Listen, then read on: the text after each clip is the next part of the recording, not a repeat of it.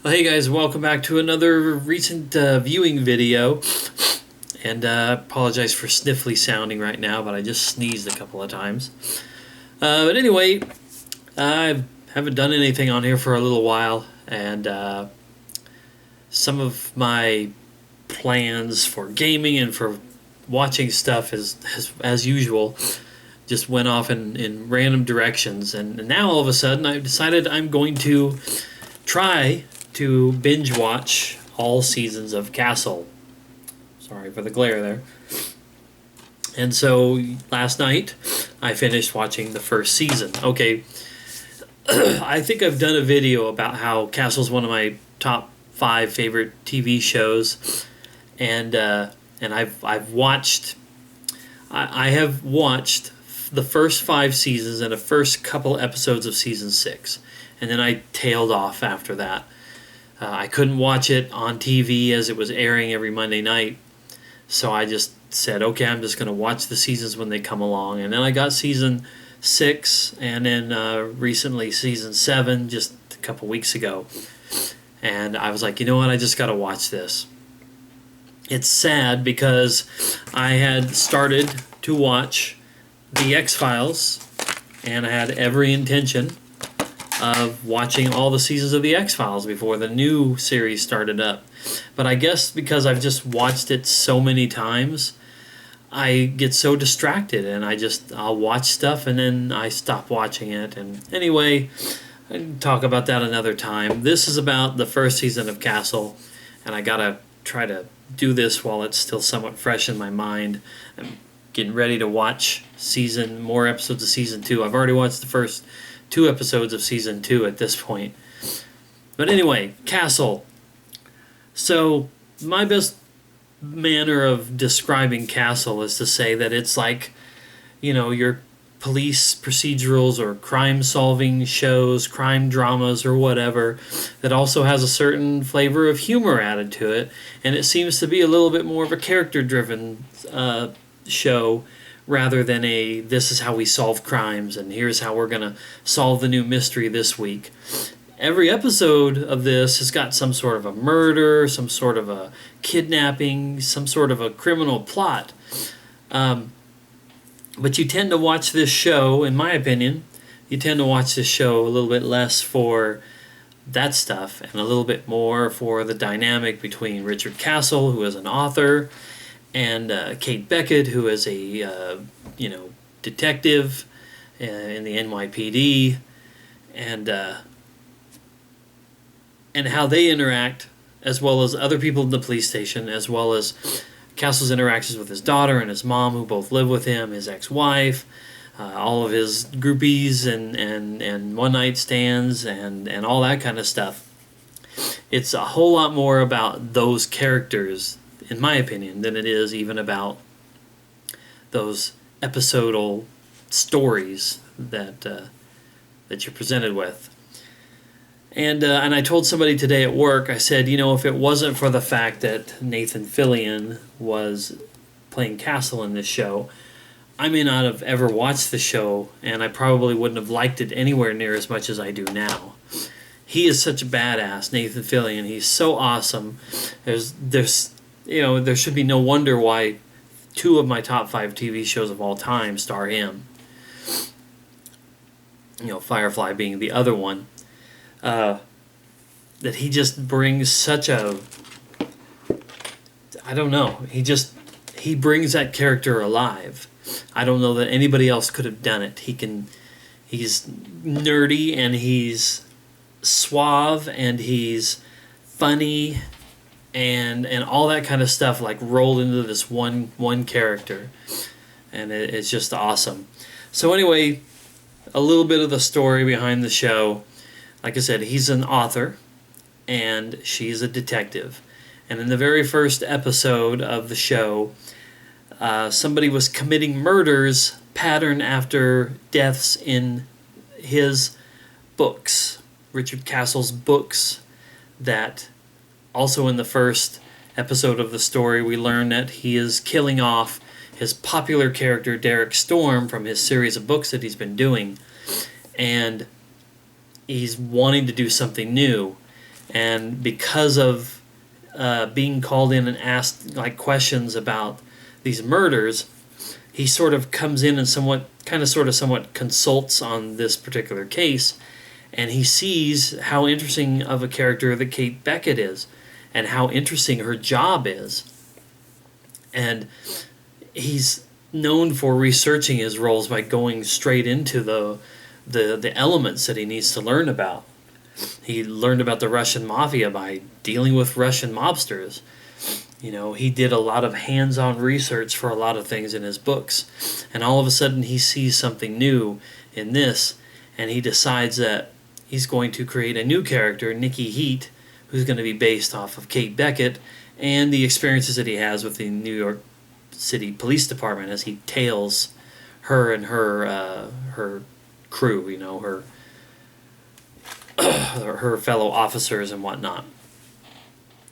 And that's how the series basically starts. He is now going to tag along and watch, only because the mayor is a good friend of his, and the mayor says this is what he wants. Put him in on this and all that. So Castle kind of slides in the back door because of his connections, and he's able to tail along, not just for like a few cases and long enough to write his book, but obviously where the 8th season just started, and he's still involved. Of course, things change later on. Things happen. Big events happen later on in the series. But I'll just talk about that when I get to those seasons. So anyway, in the first season, you have Kate Beckett being very, very upset that this guy is following them around. She's concerned because this is not somebody who should be involved. This is a civilian in her eyes. And the fact that he's allowed to be there at crime scenes, and the fact that he will not listen to a word that she says, he won't stay put. He's always trying to get involved. He's gotten nearly shot several times in just the first 12 episodes of the show that I've watched. This time around, like I said, I've watched up through the 5th season and the beginning of the 6th season a couple of times in the past. But it's just hilarious how he gets himself into all these predicaments. But what's really funny is that she's a huge fan of Richard Castle's books. She loves the books, and she probably had a vision of who the author was, but now that she's had a chance to work with him, she's like, wow, you know, the reality is no match for the legend. If I remember right, that's a quote from Metal Gear Solid, or at least paraphrased in some way. And that's true. He's this womanizer, and he's this, you know, he's a rich guy, and he kind of shows it off, and he's kind of smug about it at times, and he kind of throws it in people's faces. You know, like at almost any chance that he gets. So she's kind of put off by him, and it's probably destroying a little bit of her image of him, but she still loves his books, and she's still kind of happy to be, like, at least have access to the books and the material, and even have a little bit of input in it, because she was very, very adamant against that name. She's like, that's a stripper name. And he tells her that he's creating this good cop, but also she's got a little bit of a slutty side, and she doesn't like that because that's supposed to be her, or at least based off of her. So, of course, there's all kinds of tension, and there's all kinds of conflict that arises from this. But even in the first season, there's a little bit of flirtation that starts to exist. And she warms to him, like he's all into her. Like the first episode, he's talking about letting her spank him and stuff. You know, if he's committed a crime, he's down with it, but that's just because he's a horn dog, and he'll sleep with just about anything. In one episode, he sleeps with his ex-wife, which I couldn't even imagine that. That would never happen in my world. I would never sleep with my ex-wife. There's a reason why the ex is the ex. But she's a little crazy. Castle's ex-wife is a little crazy, and they make the comment, you know, that it's weird to be sleeping with my ex-wife, but man, that sex with crazy people is just unbelievable. But it was kind of an early shot of maybe Detective Beckett is a little bit interested, you know, okay, kind of, sort of, maybe there's something about him. And then he just shows up at a crime scene and says, I slept with my ex-wife this morning. And it's sort of like punch to the face. punch to the gut, punch to everything, punch in the balls. But you can see a little bit of something kind of developing between the two of them.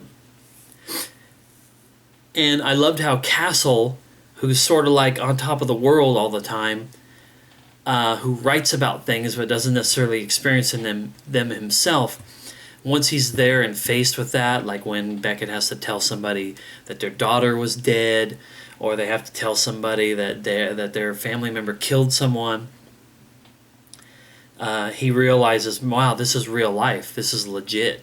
And you can see it in him. Thank goodness Nathan Fillion was able to convey those feelings of like, wow, this is real life. This is for real. Sometimes even him and his big mouth shuts up. And I thought that was pretty awesome. And also, despite all the crazy, rich, playboy type, eligible bachelor action that goes on with him, like I said, he does have a daughter. And he lives with his mom as well. They all live in this one really nice apartment.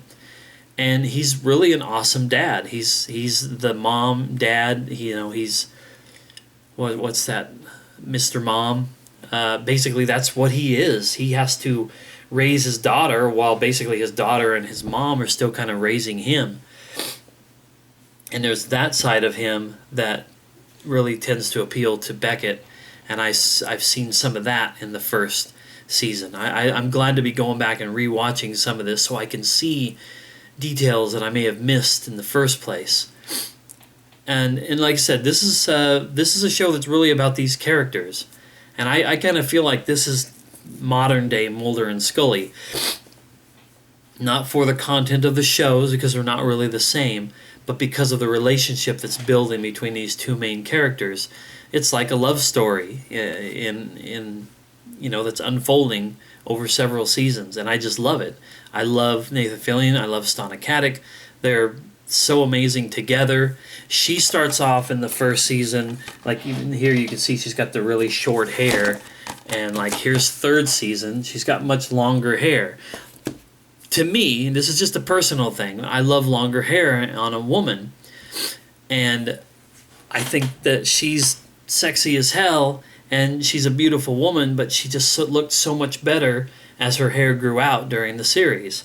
And I feel like that might have been a deliberate thing with her, that they displayed her in the first season with the short hair, and she's really rigid, and she's a cop, and she's got this deep backstory of emotional and hard-hitting events in her life.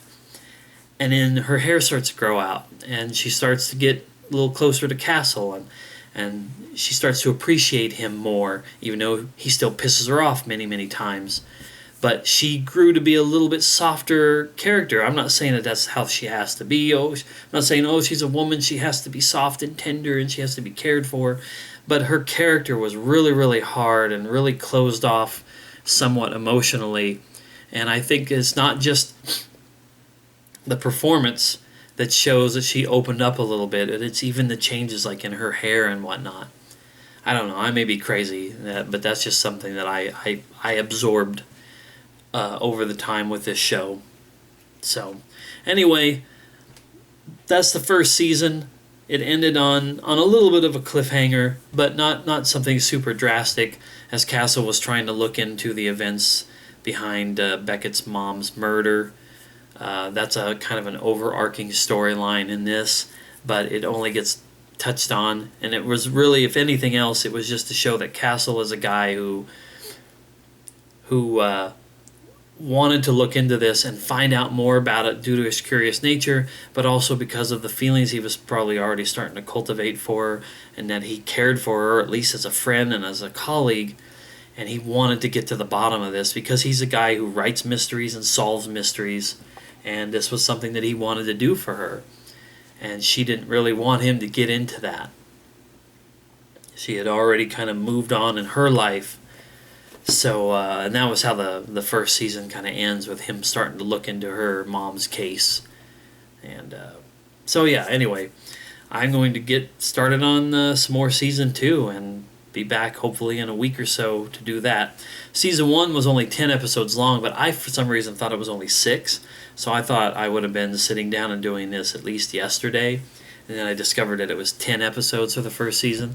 all the other seasons have like 22, 23 or something like that. So it'll be a little while before I get through the next one, but I'm going to push through on this, see if I can't actually complete a full season watch through of something since I fell apart on the X-Files. Anyway, blah blah blah. I'm going to go watch some more Castle. I'll see you next time.